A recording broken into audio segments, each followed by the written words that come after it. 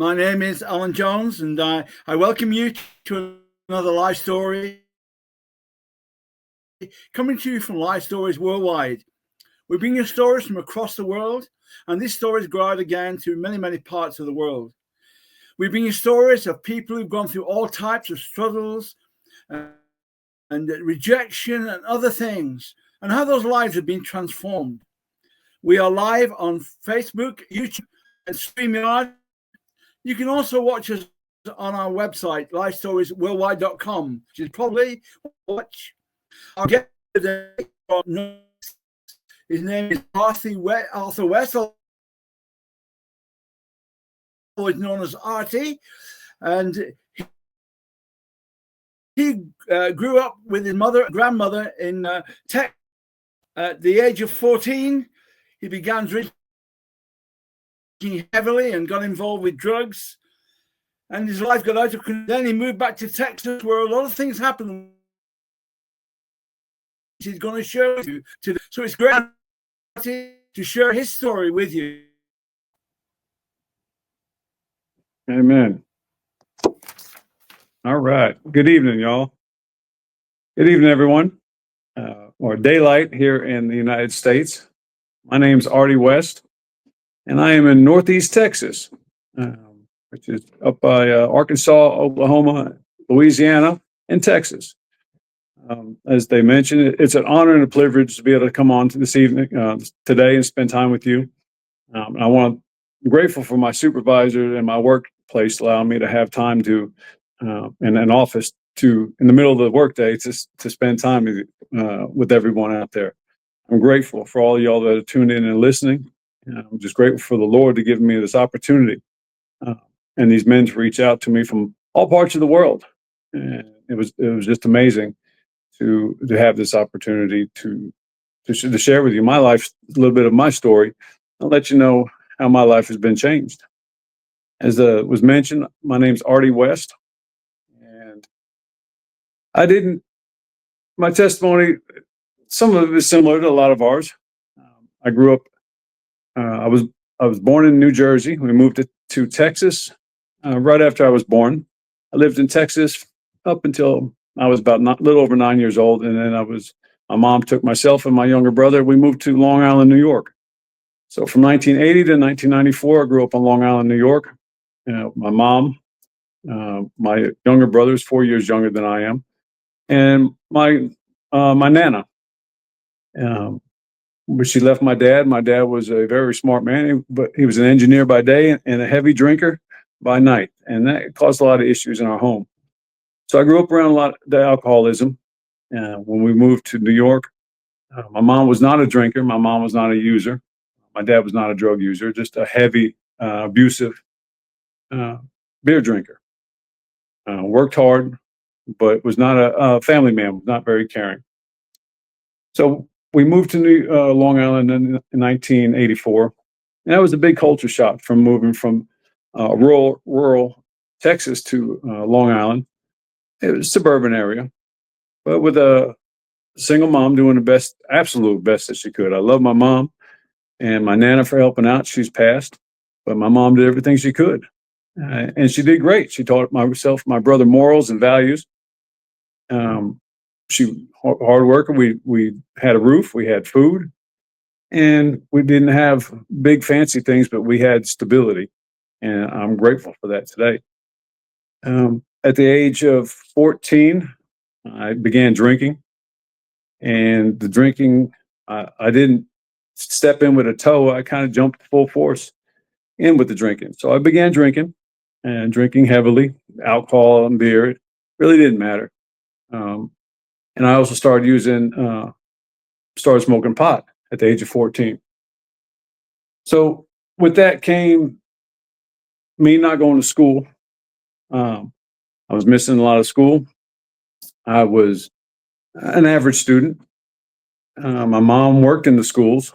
She worked with special ed, but the alcohol and the drugs were more important. So I would go to school some days and I was missing, but then I began to work.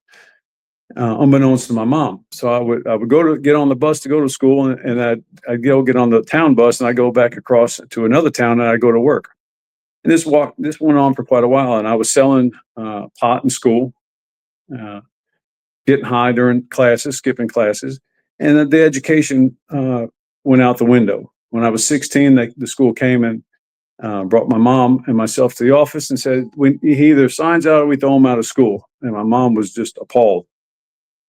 She didn't know the extent of my absences, but that was the beginning of a life that, with the alcohol and drugs, that really took everything for a different turn. I was in a program for aviation mechanics, and I threw that all away because I wanted to smoke pot and drink and skip school.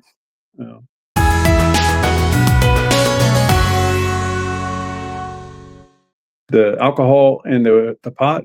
Also, then I went into mescaline, acid, mushrooms, cocaine, and a lot of heavy drinking. I was selling some weed, some pot locally, but that took over my whole life. I chose jobs at the ages of 15, 16, and on a little bit later that I could use at. If I could drink beer and I could smoke pot at the job, then that's the job I wanted to be at.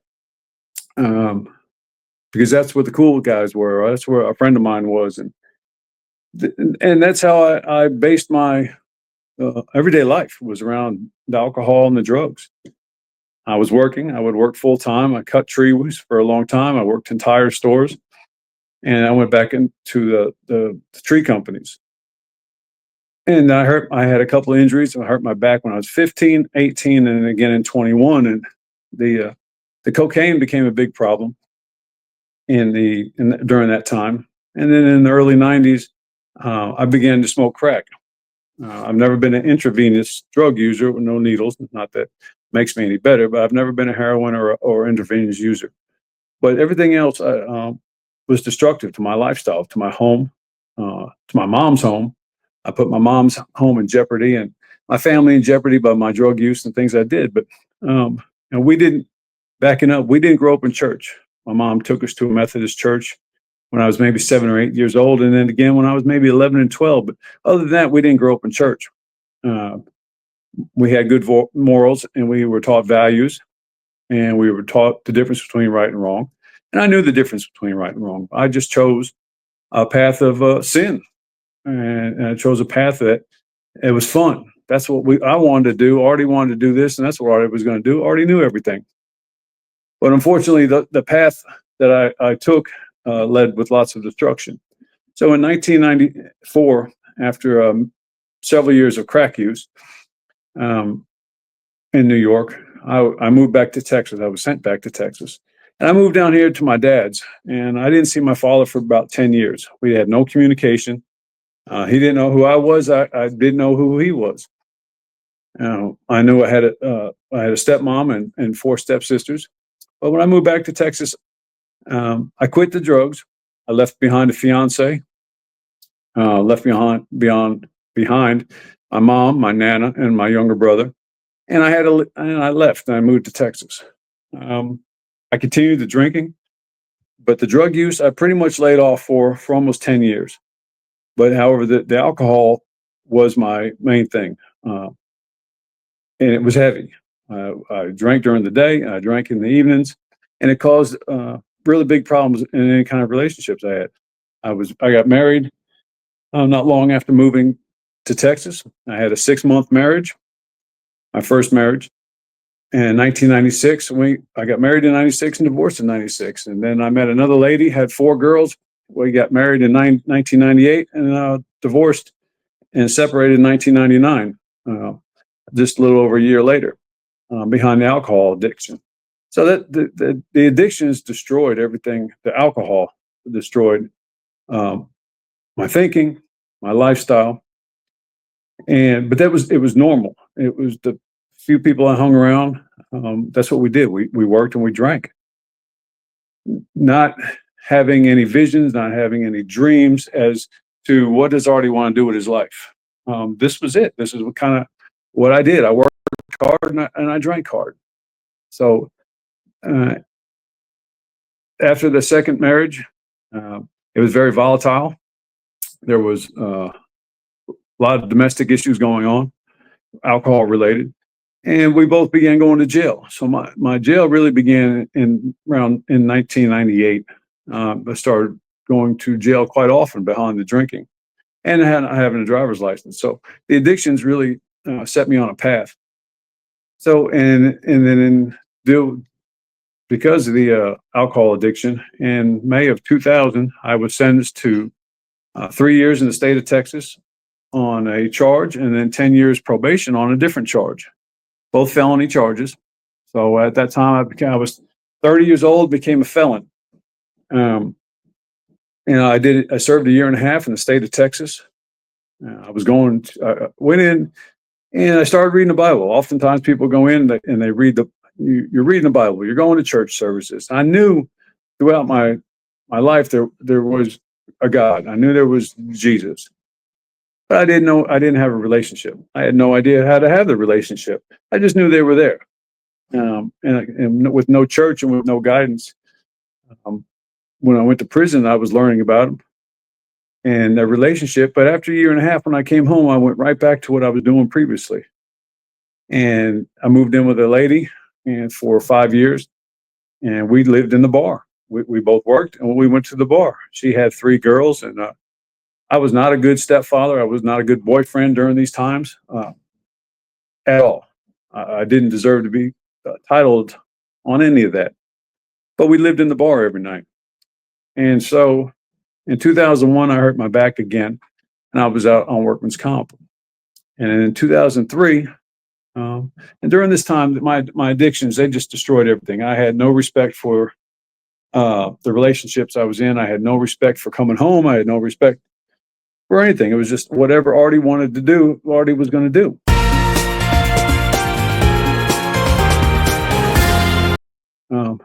I was working for a gentleman that used to be he was a Christian. He used to be a biker and a trucker, and he was teaching me. I began going to church in 1996, actually. Back up real quick, with my first wife. And I made a profession of faith in 1996. And I walked forward into church, gave my life to Christ, but nothing changed, zero.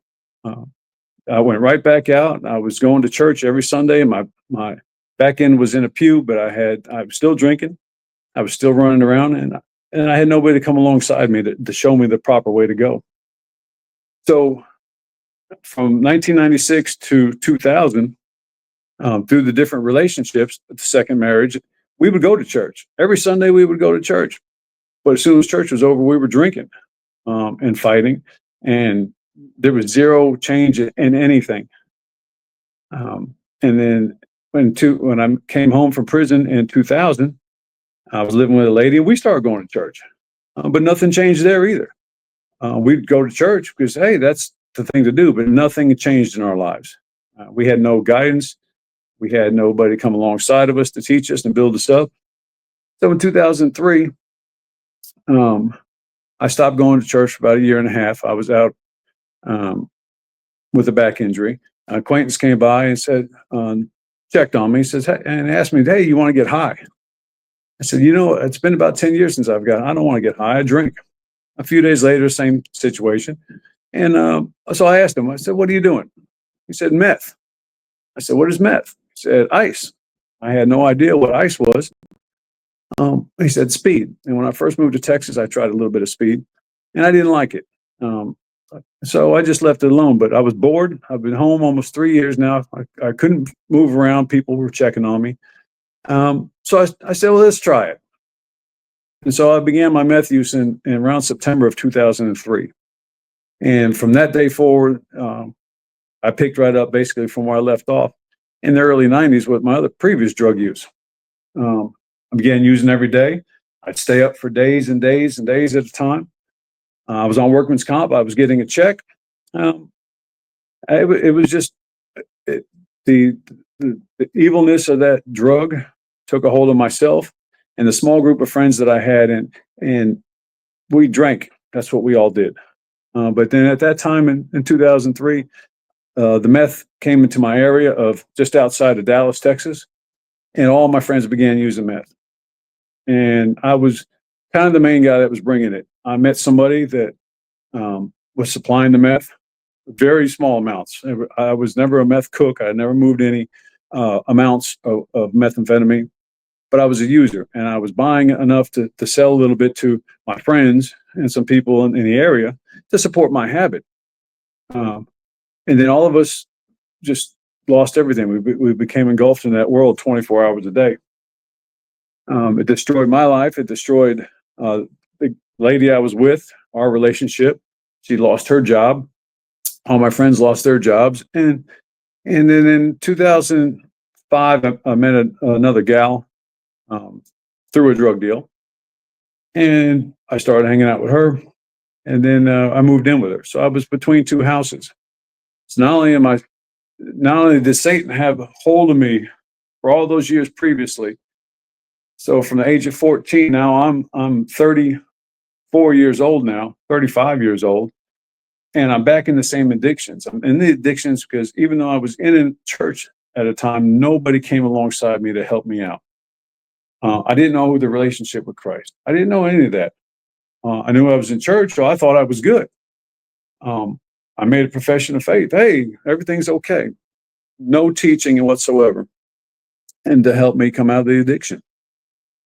So in 2006, February 1st of 2006, for a period of time, I was fighting really heavy with the gal I was with. I was moving out of the house, but unbeknownst to me, February 1st, 2006, I came home and I drove right into they were raiding the house we were living in, the North Texas Task Force. So I drove into a raid on our home where we were living. Wasn't even our home. We were staying in this house. And I got arrested. It was a full movie scene raid. I don't boast about it, but it blew me away. There's 30, 40, 50, maybe 40, 50 blacked out officers. And I was just flabbergasted. Get arrested. The gal I was living with got arrested and finds out that she's been working with the North Texas Task Force for quite a few months now. She got arrested, unbeknownst to myself, with 2 controlled buys. So that's just the lifestyle. The lifestyle is devious. The lifestyle is deceptive, and the lifestyle will destroy everything you have. So I was on probation for the state of Texas. The state of Texas violated my probation and served me with 8 years in the state of Texas. And during this time sitting in the county jail in Collin County, Texas, when I first got there, I picked up the Bible again, and I started reading. And I was busted and broken. I didn't know what was going on. I had no idea what was still ahead of me. I cried out to the Lord, and I said, Lord, I can't do this. I can't do it anymore. I'm through.